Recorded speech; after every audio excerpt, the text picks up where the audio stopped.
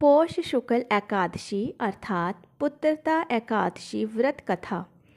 भद्रावती नामक नगरी में सुकेतुमान नाम का राजा राज्य करता था। उसकी स्त्री का नाम शैव्या था। वे दोनों सदैव चिंतित रहते थे क्योंकि उनके कोई पुत्र नहीं था। राजा सदैव यही विचार करता था कि उसके मरने के बाद उसे पिंडदान कौन करेगा। बिना पुत्र के पितरों और देवताओं का ऋण मैं कैसे चुका सकूंगा। जिस घर में पुत्र ना हो उस घर में सदैव अंधेरा ही रहता है। जिस मनुष्य ने पुत्र का मुख देखा है वह धन्य है। उसको इस लोक और परलोक में शांति मिलती है। पूर्व जन्मों के कर्मों से ही इस जन्म में पुत्र और धन आदि की प्राप्ति होती है। राजा और रानी दिन रात इसी चिंता में रहते थे कि उनके पुत्र हो जाए। एक बार तो राजा ने अपने शरीर को त्याग देने का निश्चय किया, परंतु आत्मघात को महान पाप समझकर उसने ऐसा नहीं किया। एक दिन राजा घोड़े पर चढ़कर वन को चल दिया। वह वहाँ पर वृक्षों को और पक्षियों को देखने लगा। उसने देखा कि वन में कई जानवर हैं, जैसे कि सूअर, सिंह, बंदर, सर्प आदि सब अपने बच्चों के साथ भ्रमण कर रहे हैं। वन के दृश्यों को देखकर राजा सोच विचार में लग गया। इस प्रकार आधा दिन बीत गया। वह सोचने लगा कि मैंने कई यज्ञ किए, ब्राह्मणों को भोजन करवाया, फिर भी उसे दुख क्यों प्राप्त है, उसे पुत्र की प्राप्ति क्यों नहीं हुई। राजा प्यास के मारे अत्यंत दुखी हो गया और पानी की तलाश में इधर उधर भटकने लगा।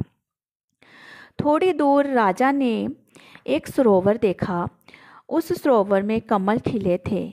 उस सरोवर के चारों तरफ मुनियों के आश्रम बने हुए थे। उसी समय राजा के दाहिने अंग फड़फड़ाने लगे।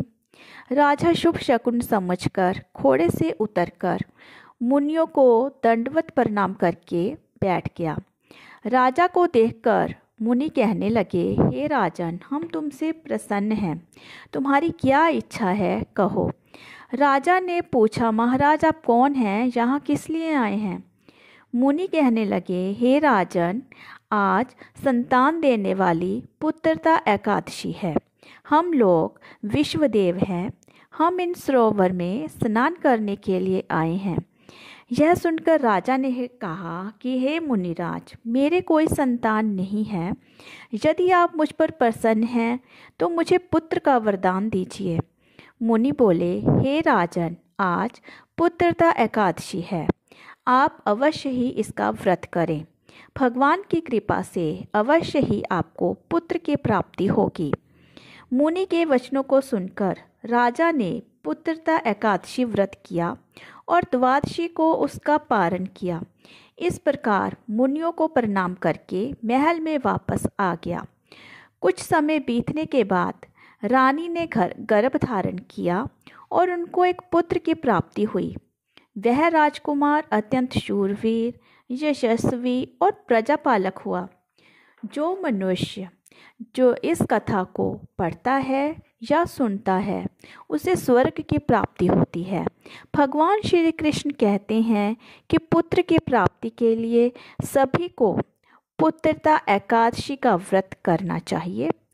इस बार 11 दिसंबर 2024 को पुत्रता एकादशी व्रत है। इस दिन सुबह जल्दी उठकर स्नान करके भगवान विष्णु की पूजा करनी चाहिए। जय श्री राधा कृष्ण।